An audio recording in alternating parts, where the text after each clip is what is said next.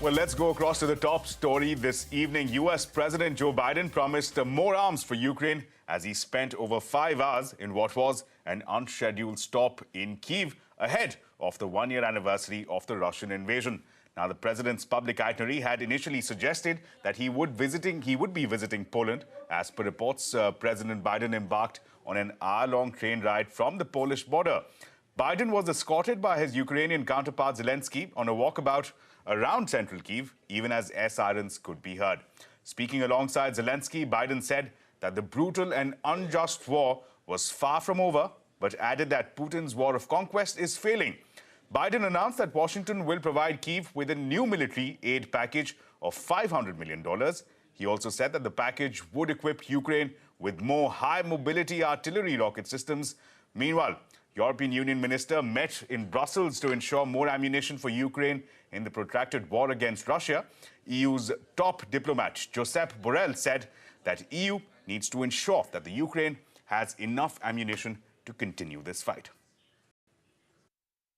Later this week, we will announce additional sanctions against elites and companies that are trying to evade sanctions and backfill Russia's war machine. And thanks to bipartisan support in Congress, this week we're delivering billions in direct budgetary support, which the government can put to use immediately and help provide for basic services of citizens. I really appreciate that President Biden, American society, being from the very beginning of this tragedy, from the very beginning of this full-scale war, from the first days being together with us.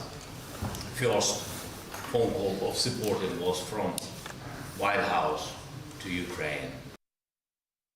This has been a massively significant day for Ukraine with President Biden in Kyiv. It was announced earlier that he would go to Poland, but never very likely that he would go as if to the doorstep of Ukraine and then turn back when Western European leaders have all been to Kyiv, and several of them more than once. So President Biden in Kyiv sending a huge signal to Putin, a huge warning. President Biden did not say anything new in Kyiv.